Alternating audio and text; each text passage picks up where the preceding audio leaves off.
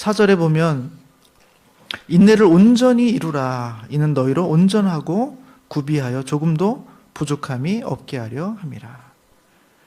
지금 이 야고보 선생이 이 편지를 보고 있는 사람들을 향해서 기대하는 거예요. 인내를 온전히 이루라는 것입니다. 그것이 너희로 온전하고 구비한다는 거 뭐예요? 성숙해지고 원만해진다는 거예요. 조금도 부족함이 없게 된다는 것입니다. 우리로 하여금 인내를 온전히 이루기를 원하는 그런 야고보 선생의 권면이 있는 것이죠. 제가 살짝 말씀드렸습니다만 그 인내 중에는 그 절제, 자기 절제, 욕망을 통제하는 절제. 저는 그 중요한 이 야고보서를 보면 여러 번 반복돼서 나오는 주제가 이 말에 대한 것이죠. 말. 1장 19절에 보시면 이렇게 되어 있습니다. 내 사랑하는 형제들아 너희가 알지니 사람마다 듣기는 속히 하고 말하기는 더디하며 성내기도 더디하라.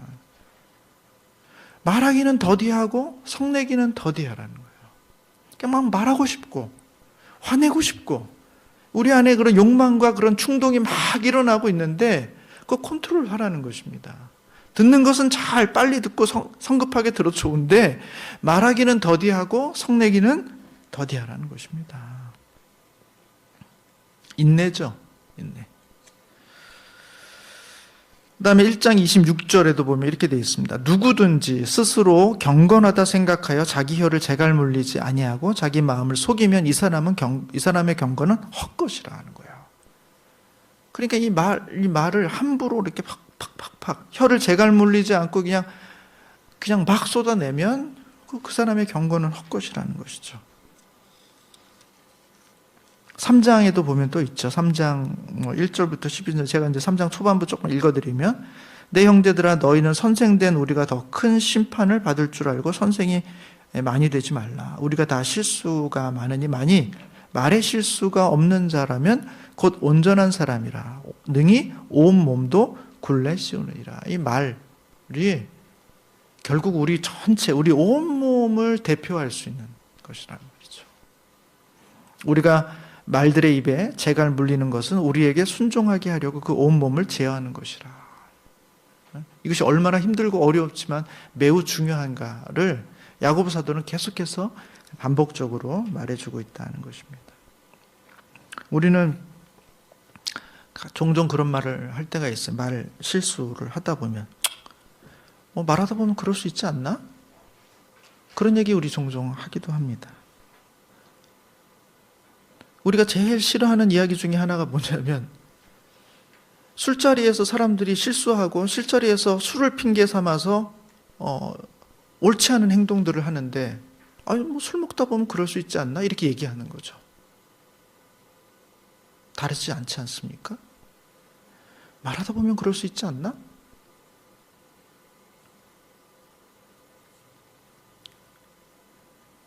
그거 사실이잖아 라고 이야기하는 거 사실이죠. 내가 틀린 말 했나?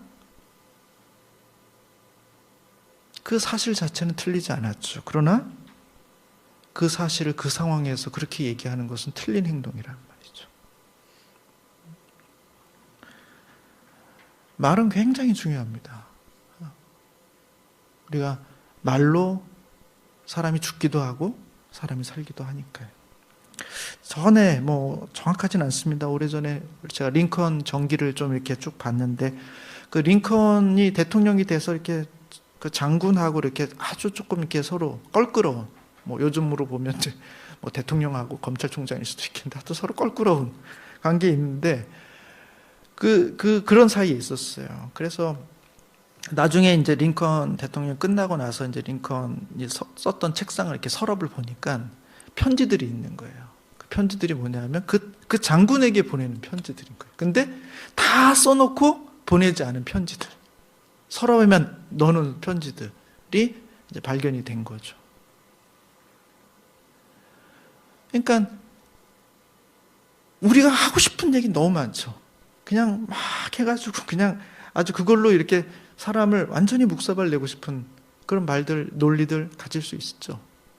그러나 과연 그 얘기를 다 하는 것이 옳은 것인가?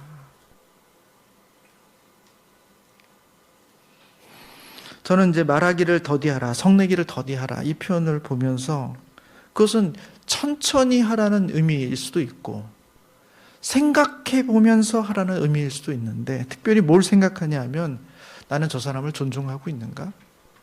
나는 저 사람을 인정해 주고 있는가? 저 사람의 상대의 맥락, 저 사람의 지금 저렇게 말하는 그 형편들을 내가 조금 다 고려해 가면서 지금 이야기하고 있는 것인가? 하는 측면에서의 더딤. 느리게 한다는 것 정도가 아니라 상대를 존중해주고 상대를 인정해주고 상대의 맥락까지도 읽어줄 수 있을 만큼 우리가 깊이 고민한 다음에 그 사람들에게 그 이야기를 하고 있는가. 지금 그렇게 하라고 이야기하고 있는 것이죠. 야고보서 5장에 보면 이렇게 좀 돼 있습니다. 저는 이제 뭐 이런 측면에서 처음 1장에서도 인내를 이야기하고 마지막 5장 아주 완전한 끝은 아니지만 거의 끝부분에 가서도 또다시 그 인내에 대한 이야기를 해주고 있는데 5장 7절에 보면 이렇게 돼 있습니다. 그러므로 형제들아 주께서 강림하시기까지 길이 참으라. 보라, 농부가 땅에서 나는 귀한 열매를 바라고 길이 참아 이른 비와 늦은 비를 기다리나니 너희도 길이 참고 마음을 굳건하게 하라. 주의 강림이 가까우니라. 형제들아 서로 원망하지 말라. 그리하여야 심판을 면하리라. 보라, 심판주가 문 밖에서 계시느니라. 이렇게 해서 기다리라는 것이죠. 길이 참으라. 주님이 강림하실 때가 곧 가까우니까. 그리고 곧 그 열매가, 결과가 나올 테니까. 이제 문 밖에 서서 그 심판자가 바로 있으니까 형제들끼리 서로 티격태격 싸지 말래. 수학 공식 이게 맞냐, 저게 맞냐, 이다이 맞냐, 저 맞냐. 서로 A 학생, B 학생이 이 하나의 문제 갖고 막 티격태격 싸우는데 기다려. 그 선생님 오셔. 수학 시간이야, 이제. 선생님 오시면 선생님이 물어보면 선생님이 정답 알려주셔. 서로 이야기하는 과정에 배움도 있겠지만 서로 죽자 살자 싸우지 말라는 거예요. 왜? 곧 수학 선생님이 들어오시니까. 그리고 그 선생님이 정답을 알려주실 테니까. 거기 에너지를 다 쓰지 말라는 것이죠. 그러면서 11절에 보라, 인내하는 자를 우리가 복되다 하나니 너희가 욥의 인내를 들었고 주께서 주신 결말을 보았거니와. 이렇게 되어 있습니다.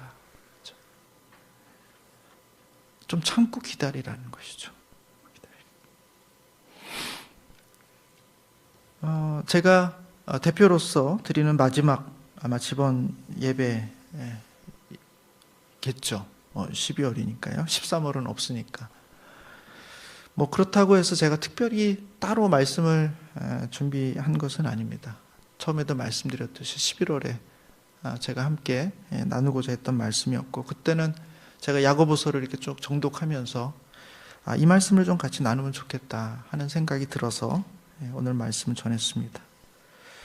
설교를 준비하면서 인내가 새삼 중요하다는 것을 다시 한번 깨닫게 되었습니다.